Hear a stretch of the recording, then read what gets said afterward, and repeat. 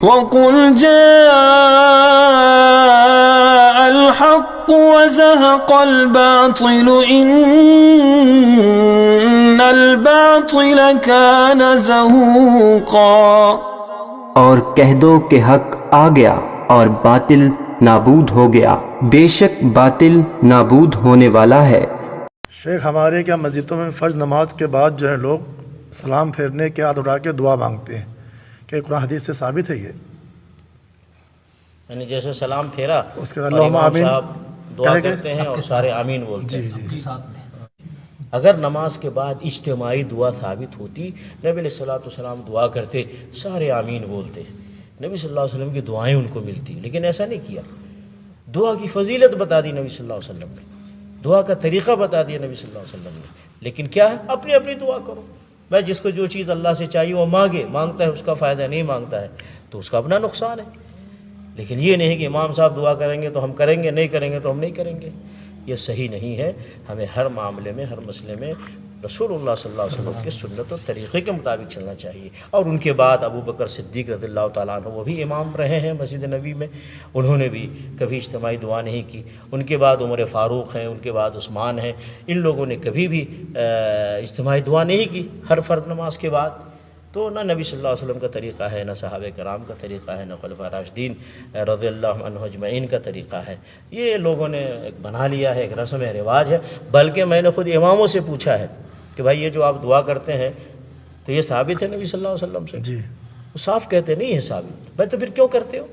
آپ مانتے بھی ہو نبی صلی اللہ علیہ وسلم سے ثابت نہیں ہو، پھر کرتے بھی ہو۔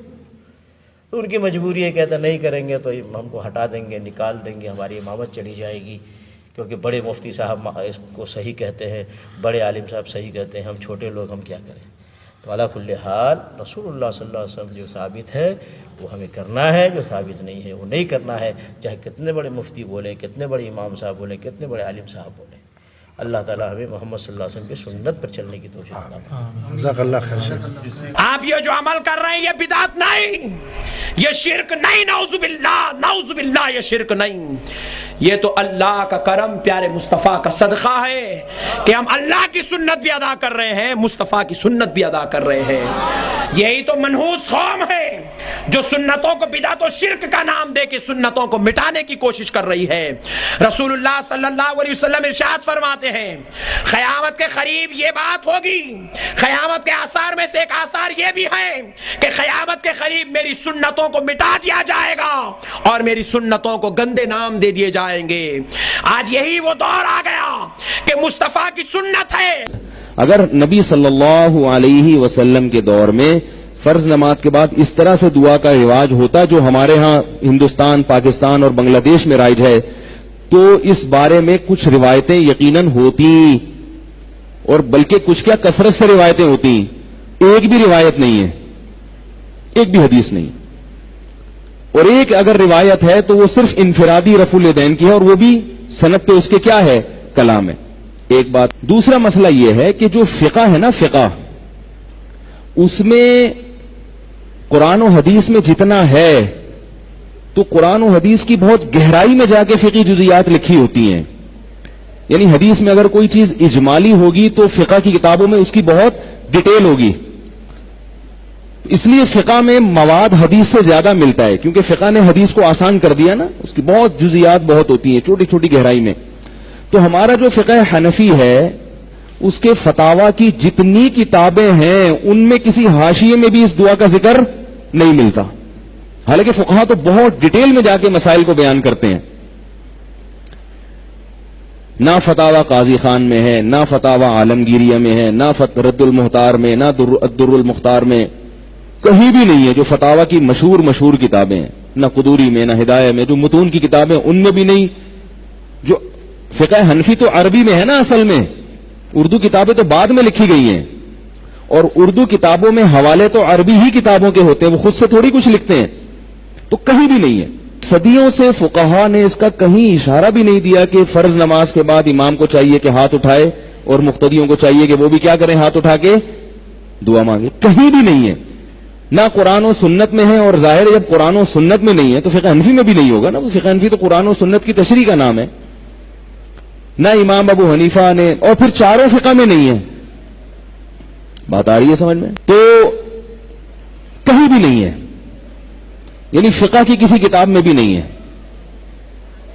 تو جیسے کہ سعودی عرب میں نہیں ہوتی نا، سعودی عرب میں نہیں ہوتی اس لیے کہ وہ بھی یہ کہتے ہیں بھائی کہیں ہے ہی نہیں تھی کہ بھئی یہ تو نہ فقہ حنفی میں ہے، نہ فقہ شافعی میں ہے، نہ فقہ مالکیہ میں ہے، نہ فقہ حنبلیہ میں.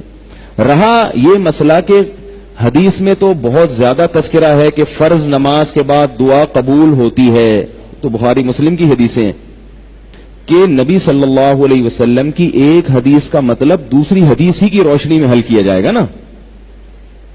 ایک طرف حدیث میں آ رہا ہے فرائض کے بعد دعا قبول ہوتی ہے، ایک طرف حدیث میں آتا ہے کہ نبی نے فرض نماز کے بعد کبھی بھی دعا، اجتماعی تو ملتی نہیں ہے، انفرادی بھی ایک ضعیف روایت ہے کہ ایک دفعہ زندگی میں، اور خلفائے راشدین سے بھی کہیں نہیں ملتا، صحابہ سے بھی کہیں نہیں ملتا.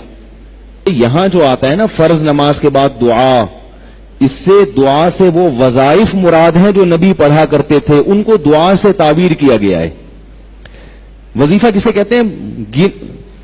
یعنی کچھ منتخب کلمات، جیسے ہم کہتے ہیں کہ مسجد میں داخل ہونے کی دعا، مسجد میں داخل ہوتے ہوئے تو بھی نبی دعا مانگتے تھے نا، تو وہ یہ تھوڑی کہ ہاتھ اٹھا کے دعا، وہ مخصوص الفاظ ہیں، اللہم افتح لی ابواب رحمتک، تو یہ وظیفہ ہے. آئی بات سمجھ میں؟ آذان کے بعد کی دعا، تو وہ دعا میں کیا ہے؟ وہ مخصوص کلمات ہیں جو بطور وظیفے کے پڑھے جاتے ہیں، اللہم رب ہذہ الدعوۃ التامہ. تو ہم جب سب حدیثوں کو ملا کے دیکھتے ہیں تو فرض نماز کے بعد جو ہمیں دعائیں ملتی ہیں وہ کیا ہیں؟ اللہم انت السلام ومنک السلام تبارکت یا ذا الجلال والاکرام، اللہم لا مانع لما اعطیت ولا معطی لما منعت ولا ينفع ذا الجد منک الجد. اسی طرح اللہ لا الہ الا هو الحی القیوم. یہ جو مخصوص منتخب کلمات ہیں جو حقیقت میں وظائف ہیں، وظائف کہتے ہیں مقررہ اوقات پر پڑھی جانے والی مخصوص دعائیں، اس سے یہ مراد ہے. آ رہی ہے بات کہ نہیں آ رہی ہے؟ سمجھ میں آ رہی ہے بات؟ تمام حدیثوں کو آپ ملائیں تو پتہ یہ چلا کہ حدیثوں میں جو آتا ہے فرض نماز کے بعد جو لمبی دعاؤں کا آتا ہے، اس سے مراد فرض نماز تکمیل کے ساتھ، اور فرض کی تکمیل کب ہوتی ہے؟ سنتوں کے ذریعے. تو لمبی دعائیں مانگنی ہے، رفع الیدین کرنا ہے، تو فرض کے بعد آپ سنتوں میں جلدی مشغول ہو جائیں. باقی وظائف آپ کب کریں گے؟ سنتوں کے. آ رہی ہے بات پڑھیں گے وہ وظائف. اس طرح سے تمام روایتوں میں تطبیق ہو جاتی ہے، ورنہ اجتماعی دعا پر تو کوئی بھی روایت نہیں ہے فرائض کے بعد، کہیں بھی نہیں ہے.